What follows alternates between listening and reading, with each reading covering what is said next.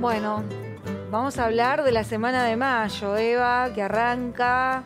Se cumplen justamente 214 años de aquel mayo de 1810. Y nos proponemos mirar el pasado. Y la pregunta es cómo mirar ese pasado, cómo reflexionar o qué reflexionar respecto de lo que fue esa revolución y lo que está sucediendo actualmente en la República Argentina. Por eso es que vamos a tomar contacto con Cata Cabana. Ella es historiadora y analista.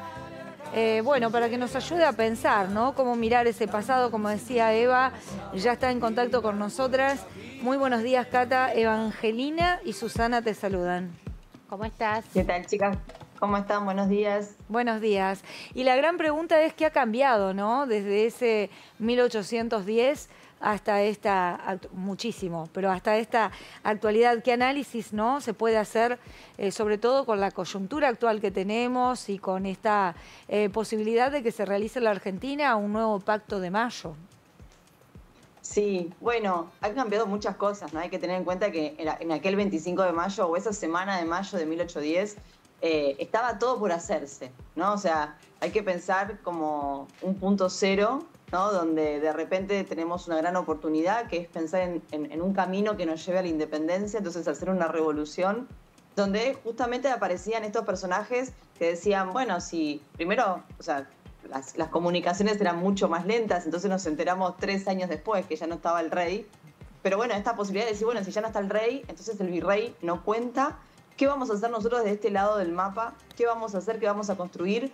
Y existía como una especie de espíritu independentista en Latinoamérica y entonces decimos, bueno, vamos por ahí. Eso me parece que es fundamental, ¿no? O sea, es un gran cambio, teniendo en cuenta que las ideas actuales, ¿no? Por ejemplo, en esta ley ómnibus que proponen el RIGI, ¿no? Que permite que vengan inversores extranjeros, inversores con muchas comillas, ¿no? Que puedan venir a comprar nuestros recursos, es un cambio trascendental. Digo, en aquel momento justamente lo que planteaban los revolucionarios era guardar nuestros recursos, tenerlos para nosotros y empezar a pensar en un país, ¿no? Empezar a pensar en un proyecto nacional. Claro.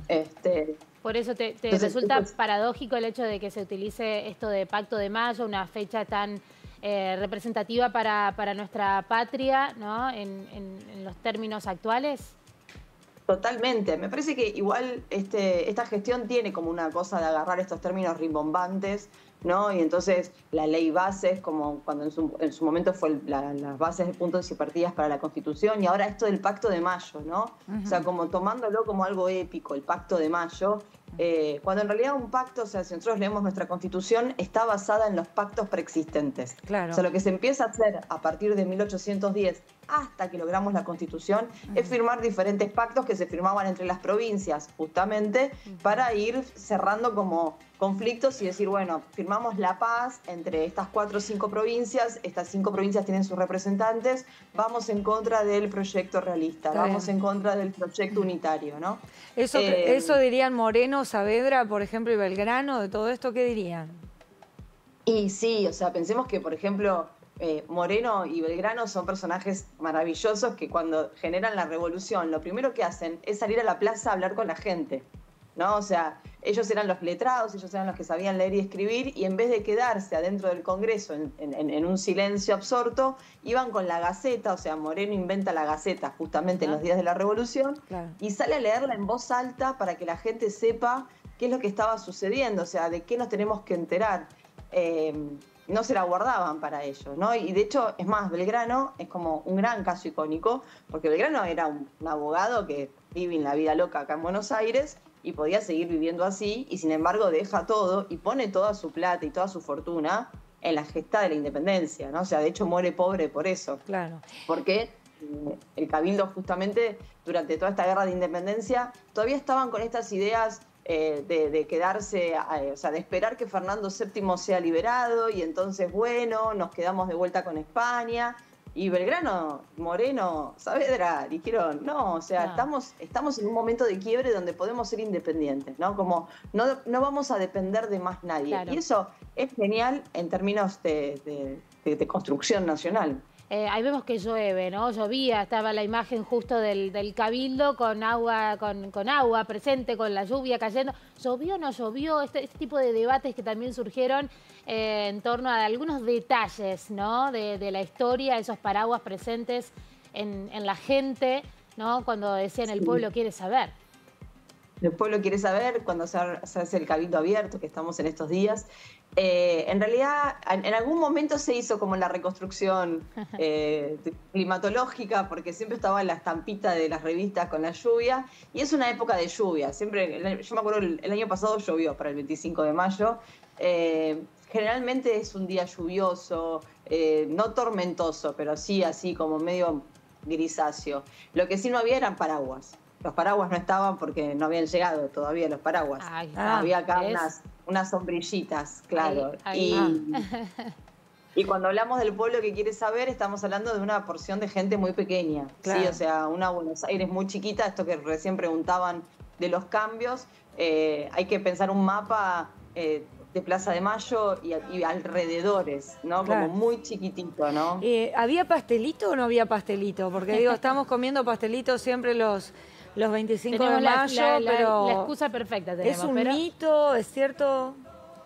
Yo no los abandonaría, los pastelitos, y yo creo que tenemos que comerlos más días al año, no solo los 25 de mayo.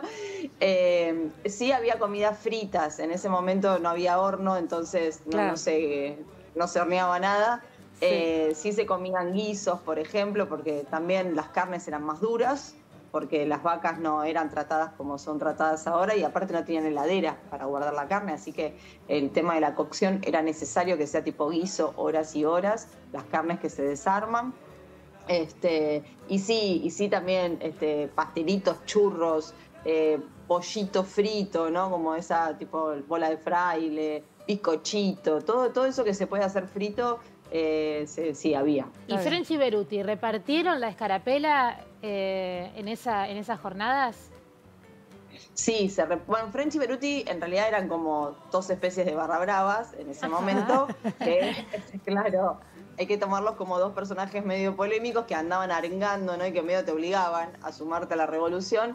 Pero sí, se repartían las cintitas para sumarse a la gesta así heroica, pero la escarapela, que justo fue el sábado, el día de la escarapela, y es la fecha que inaugura la Semana de Mayo, es un símbolo, es el primer símbolo patrio, es anterior al himno, a la bandera y al escudo nacional, es el primero, y quien lo genera es Belgrano también, el tema de la escarapela. Con este tema de que nos teníamos que ir a pelear con los españoles y éramos todos iguales. Entonces él le pide al cabildo los colores para mostrar quiénes eran. Claro, como identificación. Bueno, gracias, Cata, querida, hermoso escucharte como siempre. Gracias por tu claridad y tu análisis a esta hora de la mañana. Te mandamos un beso enorme. Feliz Semana de Mayo.